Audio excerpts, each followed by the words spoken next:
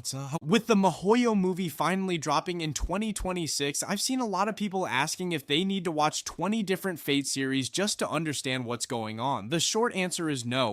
But the long answer is that if you don't understand the laws of this world, you're going to be lost when the real heavy-hitting moments happen. Today, we're going deep. We're talking about the origin of everything, the miracles that shouldn't exist, and why a high schooler in the 80s is the most dangerous person on the planet. And before we talk about characters, we have to talk about the law. In the Nasuverse, there is a hard line between Magecraft and true magic. Think of Magecraft as human wisdom. It's a shortcut. If a mage uses a spell to create fire, it's Magecraft, because a human could technically do that with a match or a lighter. It's an artificial reenactment of a phenomenon that is already possible in our era. You're just using mana to skip the steps. But true magic, that is a miracle. It is the actualization of the fundamentally impossible. It's a result that no amount of science, money, or time could ever replicate. There are only 5 of these miracles left in existence, and they represent the absolute peak of power. The perfect example of this is the Heaven's Feel ritual and the legendary Zelrech. In the finale of Fate's Day Night, we see the Ainsburn family's ultimate goal, the third true magic, or the materialization of the soul. This isn't just a fancy spell. When Ilya sacrifices herself to save Shiro, she uses a fragment of this miracle to anchor his soul to the physical world. Because his soul was materialized, Shiro was able to inhabit a completely new artificial body. Science can't explain how a soul stays alive without a brain, but true magic makes it a physical reality. This is the weight of a miracle. It breaks the rules of life and death. And then there's Zelrech. To a newcomer, he looks like a random old man, but he is the wizard marshal of the clock tower and a master of the second true magic, known as the kaleidoscope.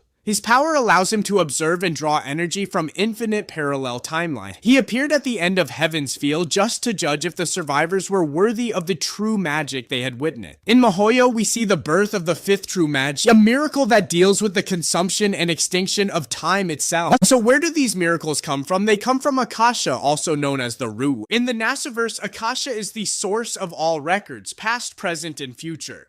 Think of it like the root folder of the universe's computer. Every mage's ultimate goal is to reach this place to gain ultimate knowledge. But there's a catch. Most people who reach it never come back. The 5 true magicians, like Zelrech, are the exceptions. They are the ones who reached the door, grabbed a miracle from the inside, and stepped back into our world before the door closed. They are the only ones holding admin access to reality, and this is where the clock tower comes in. Based in London, it is the headquarters of the Mages Association and the heart of the magical world. It's ruled by the 12 lords, each presiding over a different department of Magecraft. These lords are the royalty of the moonlit world. Families like the El-Melloi and the El-Melloi have led the association for over 1,000 years. They aren't just teachers, they are political titans who control everything from magical patents to the distribution of power. One of the most iconic lords is Kayneth Archibald from Fate Zero. He's the perfect example of the clock tower elite, arrogant, traditional, and obsessed with his magic crest. A crest is a physical, biological library of a family's spells passed down through generations. Even though he got absolutely dog-walked by Kiritsugu in Fate Zero, Kayneth is still the gold standard for what a top-tier mage looks like in the 1980s setting of Mahoyo. It just goes to show that in this world, these ancient crests and the mystery they protect are considered more valuable than human life itself. Well, finally, we have to talk about the mystic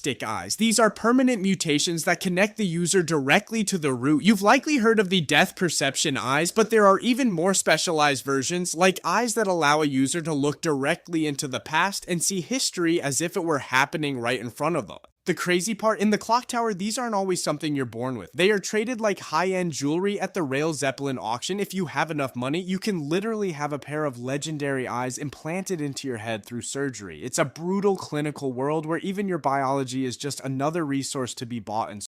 During this video, I've used a ton of footage from Lord El-Melloi II's case files. If you're serious about getting into the Nasuverse, I highly recommend checking that show out. It is easily the most important series for explaining how the world actually works, from the politics of the clock tower and the power of the 12 lords to the biology of mystic eyes. And bottom line, Mahoyo is about the cost of a miracle in a world that's moving on from magic. Take your time with the movie, respect the laws, and as always, stay locked in. Peace.